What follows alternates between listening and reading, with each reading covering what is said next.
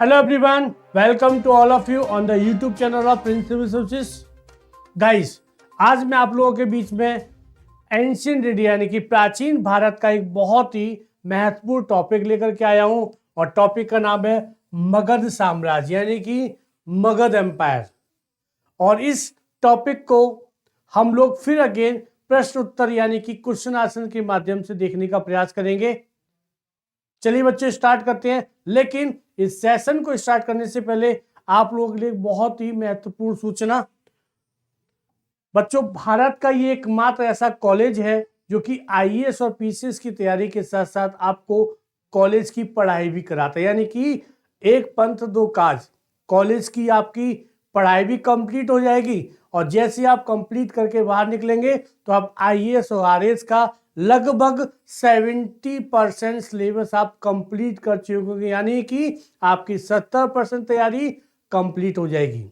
जब आप IAS RAS की तैयारी करेंगे साथ में, तो बच्चों और जो छोटे छोटे एग्जाम होते हैं, सीडीएस है, सीएपीएफ है, एसएससी है, वो आप ऑटोमेटिक क्वालिफाई कर सकते हैं।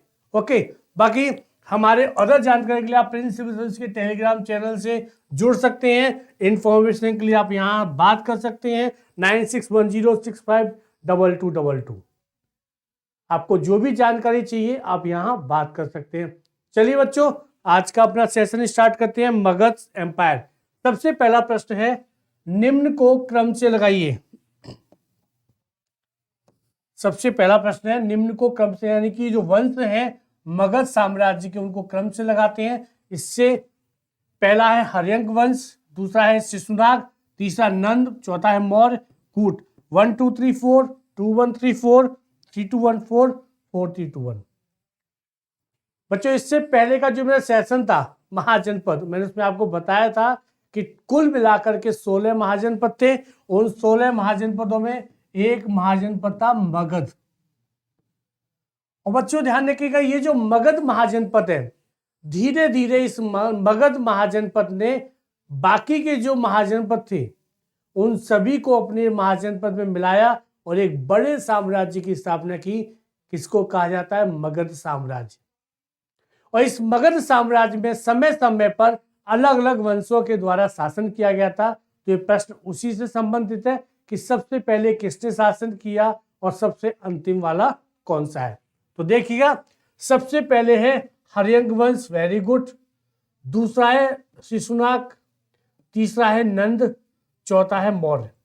यानी कि कोई परिवर्तन नहीं है, सीधा सीधा है। सबसे पहले हर्यंक वंश के शासकों ने शासन किया था, उसके बाद शिशुनाग ने किया है, उसके बाद नंद वंश ने किया है, उसके बाद मौर्य वंश ने। और मौर्य साम्राज्य सबसे बड़ा साम्राज्य माना जाता है भारतीय इतिहास में। ओके, चलिए, यानी कि हमारा उत्तर हो जाएगा ए, 1 2 3 और 4। यानी कि कोई परिवर्तन नहीं है, कोई चेंज नहीं है, सीधा सीधा है हर्यंक, शिशुनाग, नंद और मौर्य। इसको आप ऐसे भी कर सकते हैं, HSNM, शॉर्ट फॉर्म भी आप बना सकते हैं, HSNM। क्लियर? चलिए, अगला प्रश्न है,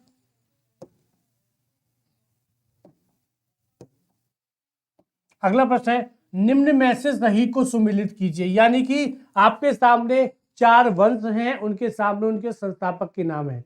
आपको देखना है कि कौन कौन सा सही है। सबसे पहला वंश है हर्यंक, बिंबिसार, शिशुनाग, नंद, घनानंद, मौर्य, अशोक। यानी कि इस प्रश्न में आपके सामने 4 वंश के नाम लिखे हुए हैं और 4 उनके संस्थापक के नाम। हमको ये पता करना है कि कौन कौन से सही सुमिलित हैं। पहला एकदम सही है, हर्यंक वंश के संस्थापक का नाम बिंबिसार है। बिंबिसार को हर्यंक वंश का संस्थापक माना जाता है, ये सही है। दूसरा भी सही है, शिशुनाग वंश शिशुनाग के द्वारा स्थापित किया गया था। तीसरा नंद घनानंद, ये गलत है। घनानंद नंद वंश का अंतिम शासक माना जाता है और नंद वंश के संस्थापक का नाम है बच्चों महापद्म नंद। और कहीं कहीं आपको मिलेगा नंदीवर्धन, कहीं कहीं आपको मिलेगा महानंदिन, लेकिन ऑथेंटिक बुक में आपको हमेशा महापद्म नंद का नाम मिलेगा। ठीक है, यानी ध्यान रखिए घनानंद अंतिम शासक है, ये भी गलत है। मौर्य वंश का संस्थापक अशोक नहीं बल्कि उसके दादा चंद्रगुप्त मौर्य को माना जाता है। किसको माना जाता है? चंद्रगुप्त मौर्य को। यानी कि मगध पे मौर्य साम्राज्य की स्थापना किसके द्वारा की गई थी? चंद्रगुप्त मौर्य के द्वारा। और चंद्रगुप्त का पौत्र है बिंदुसार और बिंदुसार का पुत्र है अशोक। यानी कि अशोक नहीं है, यानी कि हमारा 1 और 2 सही है, यानी कि सी आंसर हो जाएगा सी। ध्यान रखिएगा। अगला प्रश्न है निम्नलिखित में से किस वंश को पितृहंता वंश कहा जाता है? ए मौर्य है, 2 नंद है, 3 हर्यंक है, 4 शिशुनाग। यानी कि मगध पे एक ऐसे वंश के द्वारा शासन किया गया था जिसके ऊपर इतिहासकारों ने पितृहंता यानी कि पिता की हत्या के बाद शासक बनने का आरोप लगाया गया है। ये कलंक लगा हुआ है इस वंश के ऊपर कि पुत्र ने अपने पिता की हत्या की, उसके बाद अपने आप को शासक घोषित किया है। तो देखते हैं कौन सा है। तो बच्चों वो है हर्यंक वंश। यानी कि मगध वंश का जो मगध राज्य का जो सबसे पहला वंश है हर्यंक वंश, इसी को पितृहंता वंश कहा जाता है। देखते हैं कैसे कैसे। देखिए सबसे पहले शासक है बिंबिसार। बिंबिसार की हत्या अजातशत्रु ने की, अजातशत्रु की हत्या उदयन ने की। यानी कि लगभग ये माना जाता है कि इस वंश के प्रत्येक शासक ने अपने आप को शासक घोषित करने से पहले अपने पिता की हत्या की है। इसीलिए इस वंश के ऊपर एक आरोप लगाया जाता है, एक कलंक लगा हुआ है पितृहंता वंश का। कौन सा है बच्चों? हर्यंक वंश। नेक्स्ट, निम्नलिखित में से किस ग्रंथ से बिंबिसार के 15 वर्ष की आयु में राजा बनने का विवरण प्राप्त होता है? ए वायु पुराण, बी महावंशा, सी मुद्रा राक्षस, डी महाभाष्य। यानी कि देखिए एक ग्रंथ है, ग्रंथ में लिखा गया है कि बिंबिसार को उसके पिता ने 15 वर्ष की आयु में मगध का राजा बना दिया था, शासक घोषित कर दिया था। और उस ग्रंथ का नाम है महावंशा। ध्यान रखिएगा ये महावंशा बौद्ध धर्म का एक ग्रंथ है। किसका है? बौद्ध धर्म का एक ग्रंथ माना जाता है। और इसी में ये विवरण प्राप्त होता है कि बिंबिसार को इसके पिता ने 15 वर्ष की आयु में मगध का शासक यानी कि राजा घोषित किया था। अब इसके 2 बिंदु हो सकते हैं। चूंकि बिंबिसार ने बौद्ध धर्म यानी कि महात्मा बुद्ध का समर्थन किया था, तो हो सकता है कि वो कुछ बात छुपाने की कोशिश कर रहे हैं। क्योंकि देखिए इसमें 2 कंडीशन है। अगर एक पिता अपने पुत्र को इतनी कम आयु में शासक बना रहा है, या तो बहुत बड़ा योग्य व्यक्ति है या कुछ चीजें छुपाई जा रही है, जैसे कि पितृहंता वाली। हो सकता है बिंबिसार ने भी अपने पिता की हत्या की हो शासक बनने के लिए। क्लियर? लेकिन हमारा प्रश्न क्या था? किस ग्रंथ में? तो वो बौद्ध धर्म का एक ग्रंथ है महावंशा। अगला प्रश्न है निम्नलिखित में से किस अंग शासक को बिंबिसार ने पराजित किया था? ए प्रसेनजित, बी शिशुनाग, सी प्रद्योत, डी ब्रह्मदत्त। ये की प्रश्न है कि अंग एक महाजनपद है। मैंने आपको बताया था कि 16 महाजनपद थे, उसमें से एक अंग महाजनपद भी था। तो अंग महाजनपद के किस शासक को बिंबिसार ने पराजित किया और अंग को मगध साम्राज्य में मिला लिया था? तो बच्चों उस शासक का नाम है ब्रह्मदत्त। ब्रह्मदत्त वो अंग का शासक है जिसको बिंबिसार ने पराजित किया और अंग को मगध साम्राज्य में मिला लेता है। यानी कि अंग का अस्तित्व समाप्त कर दिया गया और अंग को मगध साम्राज्य का ही एक भाग मान लिया गया। तो उस समय शासक कौन था? शासक का नाम है ब्रह्मदत्त। और किसने पराजित किया? बिंबिसार ने। प्रसेनजित आपके कौशल के शासक हैं, जो कि बिंबिसार के साले यानी कि प्रसेनजित की बहनोई का नाम क्या है? बिंबिसार। चंद्रप्रद्योत ये अवंती का शासक है।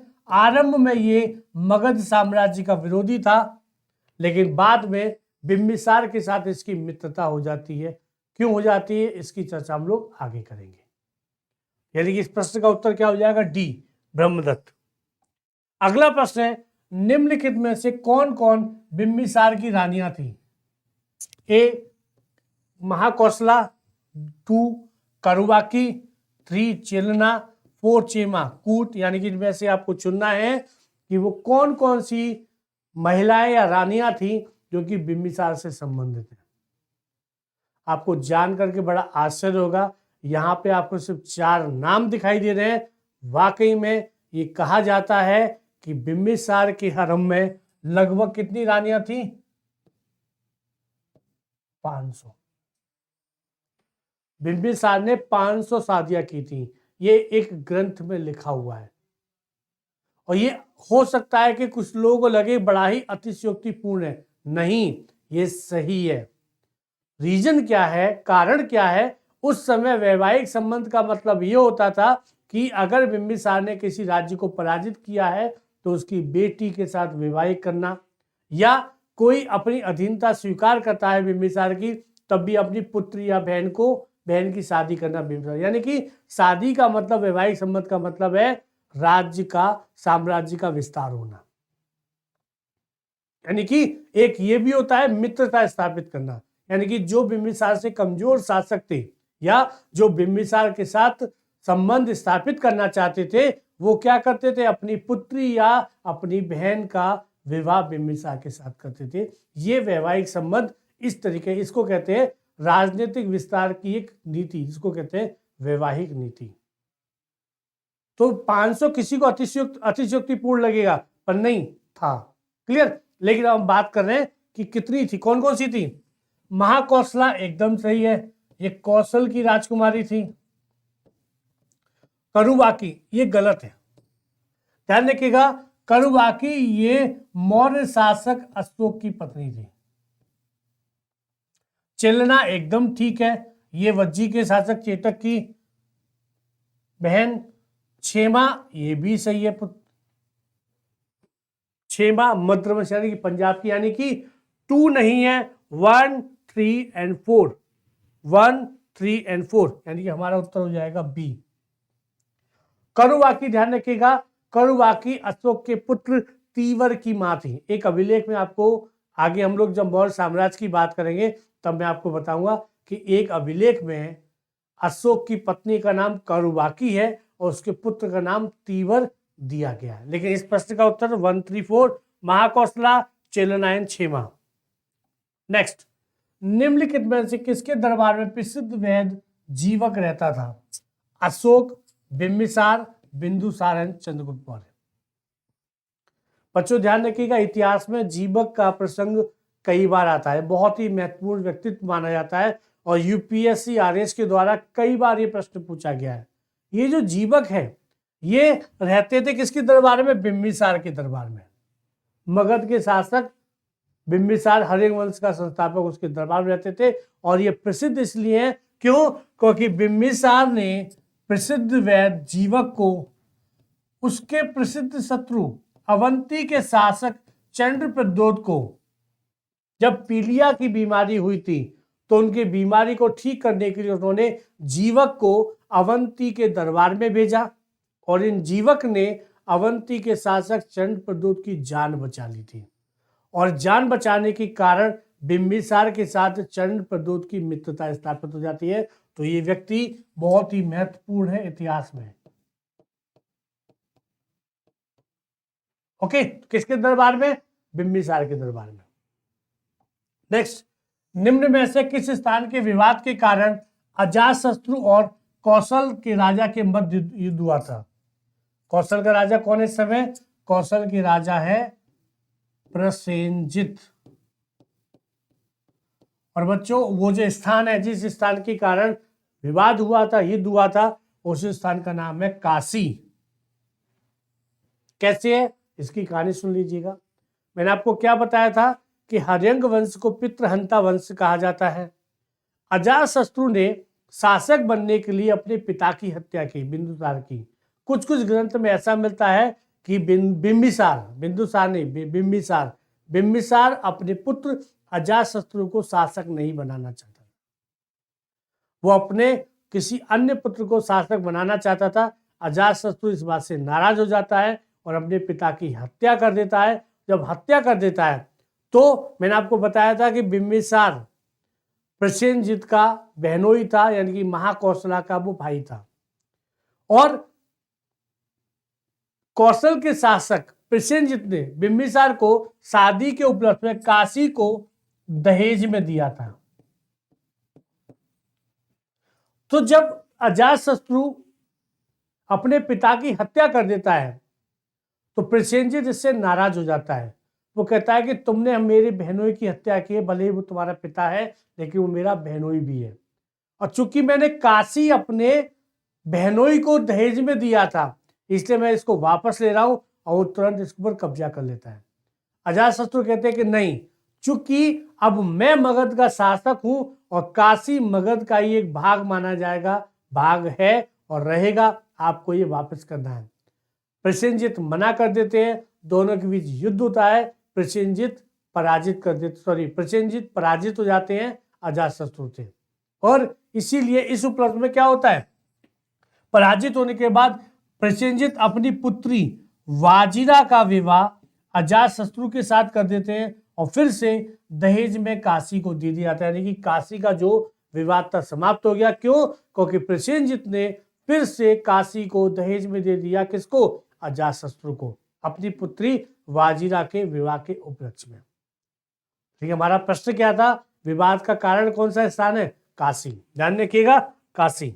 अगला है, सॉरी, ये प्रश्न हम लोग कर चुके हैं। तो ये आज के सेशन का मगध साम्राज्य का पहला पार्ट है। अगला पार्ट में आप लोग बहुत जल्दी लेकर के आऊंगा। बच्चों, आपको सेशन कैसा लगा प्लीज सब्सक्राइब कीजिएगा, शेयर कीजिएगा और अपने दोस्तों को भी इस हमारे YouTube चैनल के बारे में बताइए।